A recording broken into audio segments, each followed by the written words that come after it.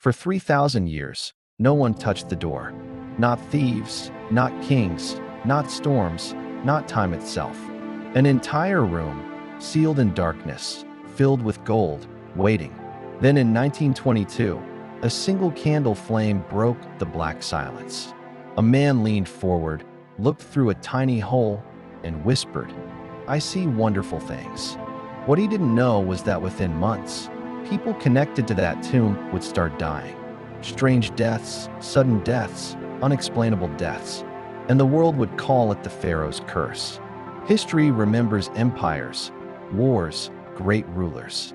But sometimes, the greatest stories are the ones buried, hidden under sand, forgotten by time. Deep in southern Egypt, surrounded by sharp cliffs and burning heat, there is a place that feels almost unnatural. No trees, no water, no birds. Only rock, dust, silence. It looks lifeless, but beneath the ground, it hides more royalty than anywhere else on earth. The Valley of the Kings, a cemetery for gods. For nearly 500 years, Egypt's most powerful pharaohs were buried here. Each king believed something extraordinary.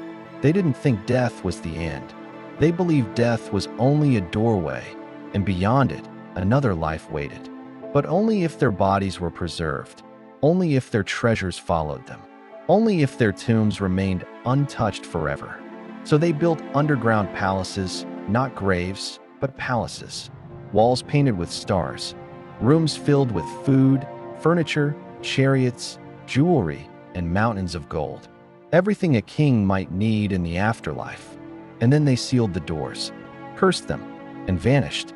But eternity didn't last long. Grave robbers came. They always come. Within centuries, almost every tomb was broken into. Gold ripped from coffins, jewels stolen, mummies destroyed. By the 1900s, archaeologists believed the valley was empty, finished, nothing left to find. Most experts packed their tools and went home. Except one man, Howard Carter. He wasn't rich. He wasn't famous. He wasn't even fully respected. But he was obsessed. For years, Carter believed something others didn't. He believed one king was still missing. A young king, barely known, barely mentioned in records. A boy who ruled only 9 years. Tutankhamun. Not powerful, not legendary, just forgotten. And Carter thought that might be the key. Because if history forgot him, maybe thieves forgot him too. Maybe his tomb was still sealed, still intact, still waiting. Year after year, Carter dug.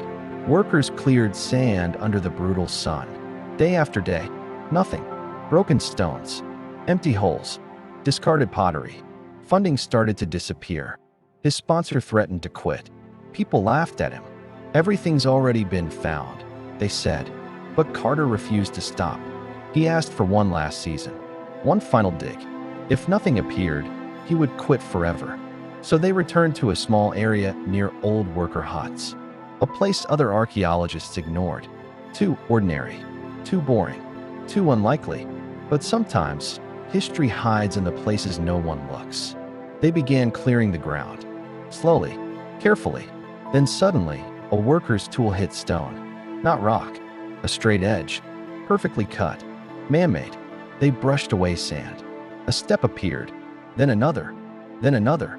A staircase, carved into bedrock, leading down, into darkness. Carter's heart started pounding, because stairs underground only mean one thing, a doorway. And at the bottom, they found it, a sealed door, covered in ancient royal seals. Unbroken, untouched, no holes, no cracks, no signs of robbers. 3,000 years, and no one had opened it.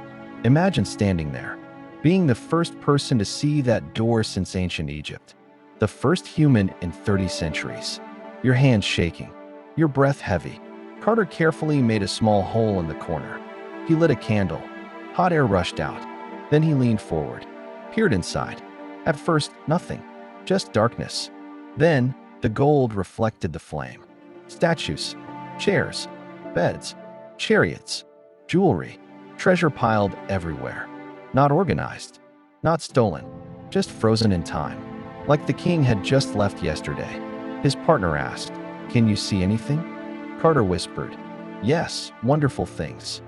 What they found inside became the greatest archaeological discovery in human history. Over 5,000 artifacts. Solid gold mask, golden coffin, weapons, clothes, toys, food, even flowers still preserved. It wasn't just treasure. It was a time machine, a perfect snapshot of the ancient world. But then, things got strange. Very strange. Soon after the tomb opened, Carter's pet canary was killed by a cobra. In Egyptian culture, the cobra protects the pharaoh. Workers saw it as a warning. Then Lord Carnarvon, the man funding the expedition, got sick. A small mosquito bite. Nothing serious. But it became infected. High fever, blood poisoning, dead within days. And the exact moment he died, the lights in Cairo reportedly went out. At the same time, his dog back in England howled and collapsed dead. Then others connected to the tomb began dying. One by one. A visitor, a secretary, a radiologist. Mysterious illnesses, accidents, suicides. Whispers spread. The curse. Newspapers exploded with fear.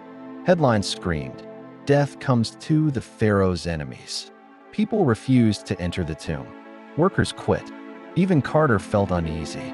On the walls were warnings, ancient spells, protection prayers, promises of punishment to anyone who disturbed the king's rest. Were they just stories? Or something else? Some say it was bacteria, ancient mold, bad air trapped for centuries. Others say coincidence. But when enough strange deaths happen, coincidence starts to feel impossible. Even today, the tomb still sits there, silent, cold, hidden behind thick stone doors. And the boy king still lies inside, wrapped in gold, guarded by darkness. Because for 3,000 years, he slept undisturbed. Until one curious human opened the door. And sometimes, history doesn't like being disturbed. This wasn't fiction. This wasn't myth. This really happened. And somewhere beneath the sand, more doors are still waiting, still sealed, still watching, waiting for the next person brave enough to open them. Welcome to Vale, where the past is never dead. It's just buried.